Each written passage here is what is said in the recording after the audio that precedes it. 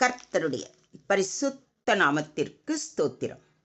இன்றைய நாளின் தியானத்திற்கென்று தெரிந்து கொள்ளப்பட்ட வேத வசனம் ஏசாயா தீர்க்கதரிசியின் புத்தகம் 48 அதிகாரம் 10 வசனம். ஏசாயா 48:10. இதோ உன்னை புடமிட்டேன், ஆனாலும் வெள்ளியைப் போல் அல்ல. உபத்திரவத்தின் குகையிலே உன்னை தெரிந்து கொண்டேன். Behold, I have refined you, but not as silver. I have tested you in the furnace of affliction. நான் உன்னை புடமிட்டேன், ஆனால் வெள்ளியைப் போல் அல்ல. துன்பம் எனும் உலை வழியாய் உன்னை தேர்ந்தெடுத்தேன். ஆமென். இன்றைய தியான வசனம் தேவன் தம்முடைய ஜனங்களை சுத்திகரிக்கும் முறையை பற்றி பேசப்படுகின்றது. இது ஒரு உபதேசமான ஆவிக்குரிய உண்மையை வெளிப்படுத்துகிறது. இறைவன் தம்முடைய ஜனங்களை சோதிக்கிறார், புடமிடுகிறார். ஆனால் அவரது சோதனைகள் வெறும் வெள்ளியைப் போல வெளிப்புறமாக அல்ல, மாறாக ஆழமான உபத்திரவத்தின் வழியாக. இது குறித்து சற்று நேரம் தியானிப்போம். இந்த வசனத்தில் தேவன் தம்முடைய ஜனங்களை புடமிடுகிறார் என்றபோது அது ஒரு விதமான தூய்மைப்படுத்தும் செயலாக விவரிக்கப்படுகிறது. ஆனால் அவர் சொல்கிறார், வெள்ளியைப் போல் அல்ல. அதாவது வெறும் தன்மையான உலோகத்தை தீயில் சுத்திகரிப்பது போல அல்ல, மாறாக உபத்திரவத்தின் குகையிலே ஒரு ஆழமான இருண்ட கடுமையான அனுபவங்களின் வழியாக நம்மை அறிந்து கொள்கிறார். புடமிடுதல். தேவன் தம்முடைய ஜனங்களை சோதிப்பது அவர்களை அழிக்க அல்ல. புடமிட்டேன். இது உலோகத்தில் உள்ள மாசுகள் அகற்றப்பட, அந்த உலோகங்கள், அதாவது தங்கம், வெள்ளி போன்ற உலோகங்களை தீயில் போட்டு அதன் மாசுகளை அகற்றுவார்கள். அதே போல தேவனும் நம்மை பாவமுள்ள நிலையிலிருந்து நம்மை தூய்மையாக்க, நம்மில் உள்ள பாவ மாசுகளை அகற்ற புடமிடுகிறார். ஆனால் வெள்ளியைப் போல் அல்ல. வெள்ளி ஒரு சுத்தமான உலோகம். ஆனால் தேவன் செய்யும் சுத்திகரிப்பு மேலும் ஆழமானது. இது வெறும் வெளிப்புற தூய்மை அல்ல, ஆனால் உள்ளார்ந்த ஒரு சீர்திருத்தம். உயிரின் உள் ஆழத்தை கூட விசாரிக்கின்ற அளவுக்கு சுத்திகரிக்கிறார். உபத்திரவத்தின் குகை. இது ஒரு ஆழமான சோதனையின் நிலையை குறிக்கிறது. மனிதன் கடந்து செல்லும் கருங்குழி போன்ற அனுபவம். அந்த இடத்தில்தான் தேவன் தம்முடைய ஜனத்தை உண்மையாக தெரிந்து கொள்கிறார். அதாவது அவர் நம்முடைய விசுவாசத்தையும் உண்மையையும் நிலைத்த தன்மையையும் ஆராய்கிறார்.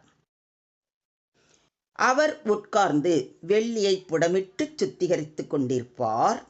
அவர் லேவியின் புத்திரரை சுத்திகரித்து அவர்கள் கர்த்தருடையவர்களாய் இருக்கும்படிக்கும் நீதியாய் காணிக்கையை செலுத்தும்படிக்கும் அவர்களை பொன்னைப் போலவும் வெள்ளியைப் போலவும் புடமிடுவார் என்று மல்கியா தீர்க்கதரிசி கூறுவதை மல்கியா 3:3 வாசிக்கிறோம்.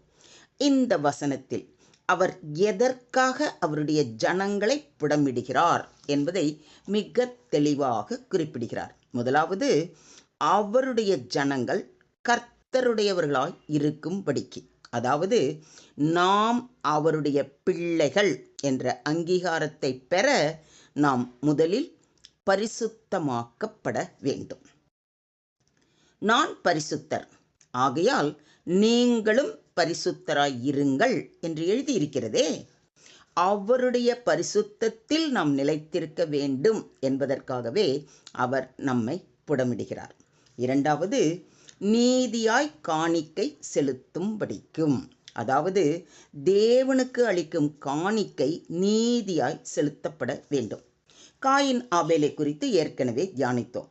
ஆபேலின் காணிக்கை நீதியாய் இருந்ததின் நிமித்தம் ஆபேல் தேவனால் சாட்சி சொல்லப்பட்டான்.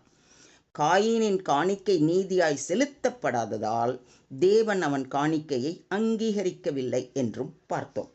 தேவனுடைய பிள்ளைகளாகிய நாம் நீதியாய் காணிக்கை செலுத்த வேண்டுமானால் முதலில் நம்முள் இருக்கும் பாவம், பொறாமை, பெருமை, ஆணவம் போன்ற அனைத்து அழுக்குகளும் தீயில் பொசுங்கி சுத்தப்படுத்த வேண்டியது அவசியம். அழிந்து போகிற பொன் அக்கினியினாலே சோதிக்கப்படும்.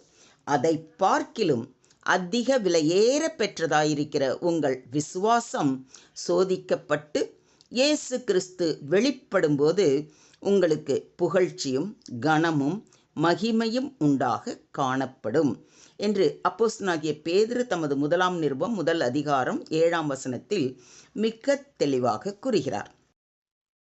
நாம் கிறிஸ்து வெளிப்படும்போது அவர் முன் நிற்க திராணி உள்ளவர்களாக இருப்பதற்கு நம் விசுவாசம் சோதிக்கப்படவே கர்த்தர் நம்மை உபத்திரவத்தின் குகையில் புடமிடுகிறார்.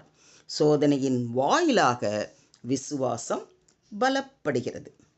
அதனால்தான் அப்போஸ்தலனாகிய யாக்கோபு, என் சகோதரரே, நீங்கள் பலவிதமான சோதனைகளில் அகப்படும்போது உங்கள் விசுவாசத்தின் பரீட்சையானது பொறுமையை உண்டாக்கும் என்று அறிந்து அதை மிகுந்த சந்தோஷமாக எண்ணுங்கள் என்று அறிவுறுத்துகிறார். சோதனைகள் பொறுமையை உருவாக்கும். இது முழுமையான ஆன்மீக வளர்ச்சிக்கு வழி வகுக்கும். அது மாத்திரமல்ல, உபத்திரவம் பொறுமையையும், பொறுமை பரீட்சையையும், பரீட்சை நம்பிக்கையையும் உண்டாக்குகிறது என்று நாங்கள் அறிந்து உபத்திரவங்களிலேயும் மேன்மை பாராட்டுகிறோம் என்று அப்போஸ்தலனாகிய பவுலும் கூறுவதை ரோமர் 5 அதிகாரம் 3-4 வசனங்களில் வாசிக்கிறோம். மொத்தத்தில் இன்றைய தியான வசனம் மூலம் நாம் கற்றுக்கொள்ளும் பாடம், உபத்திரவத்தின் குகையிலே தேவன் தெரிந்து கொள்கிறார். தேவனின் சோதனை ஒரு நோக்கத்துடன் உள்ளது. அவர் நம்மை அழிக்க அல்ல, சுத்திகரிக்கத்தான். வெள்ளியை போல் அல்ல. ஆழமான சோதனைகள் வெளிப்புற சுத்தம் மட்டுமல்ல, உள்ளார்ந்த சீர்திருத்தம். உபத்திரவத்தின் குகை தேவனுடைய அறிமுக இடம். தேவன் நம்மை அந்த இருண்ட இடத்தில்தான் அறிந்து கொள்கிறார். சோதனையின் பின் வரும் மகிமை. விசுவாசத்தின் மதிப்பு. சோதனை ஏற்றவன் பாக்கியவான். சுருக்கமாக சொல்வதானால், தேவன் நம்மை சோதிப்பார், ஆனால் அது நம்மை அழிக்க அல்ல, நம்மை உயர்த்துவதற்கும் சுத்திகரிப்பதற்கும் தான். நாம் சந்திக்கும் சிரமங்கள், துக்கங்கள், உபத்திரவங்கள் all are God's refining fire. அப்பொழுதுதான் நம்முடைய உண்மையான விசுவாசம் வெளிப்படும். இன்றைய தியான வசனம் நமக்கு நினைவூட்டுகிறது என்னவென்றால், தேவன் நம்மை சோதிக்கிறார். நாம் துடிப்போமா அல்லது பின்னோக்கி செல்வோமா என்பதை அவர் பார்த்து நம்மை தகுதியான ஆவிக்குரிய வாழ்க்கைக்கு தயார் செய்கிறார். இதை பரிபூரணமாய் உணர்ந்தவர்களாய் அவர் பாதம் அமர்ந்து மனதார நன்றி கூறுவோம்.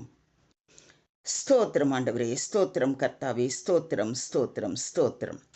கர்த்தராகிய பரிசுத்த தேவனே, நீங்கள் உபத்திரவத்தின் வழியாக எங்களை சுத்திகரிக்கிறீர் என்பதை நாங்கள் புரிந்து கொள்கிறோம். வெள்ளியைப் போல அல்ல, ஆனால் ஆழமான அனுபவங்களின் வழியாக எங்களை வடிவமைக்கிறீர். எங்களது உள்ளத்தை ஆராய்ந்து விசுவாசத்தில் நிலைத்தவர்களாக மாற்றி உம்முடைய மகிமைக்காக எங்களை பயன்படுத்த வேண்டுமாறு உம்மிடத்திலே கெஞ்சி கேட்டுக்கொள்கிறோம். உபத்திரவத்தின் குகையிலே கூட உமது நெருக்கத்தை அனுபவிக்க செய்யும். எங்களை சோதிக்கும் போதெல்லாம் நாங்கள் எங்களை உம்மிடம் ஒப்புக்கொடுத்து தங்கம் போல வெளியே வர அனுக்கிரகங்கள் செய்யுங்கள் என்று தாழ்மையோடு வேண்டிக்கொண்டு எங்களை முற்றிலுமாக உம்முடைய கரத்திலே தாழ்த்தி ஒப்பு கொடுக்கிறோம். நீங்க பொறுப்பெடுத்துக்கோங்க, நீங்க வழி நடத்துங்க. எல்லா துதியும், எல்லா கனமும், எல்லா மகிமையும் ஒருவருக்கே செலுத்துகிறோம். மீட்பர் இயேசுவின் மூலம் ஜெபம் கேளும் எங்கள் ஜீவனுள்ள தகப்பனே. ஆமென்.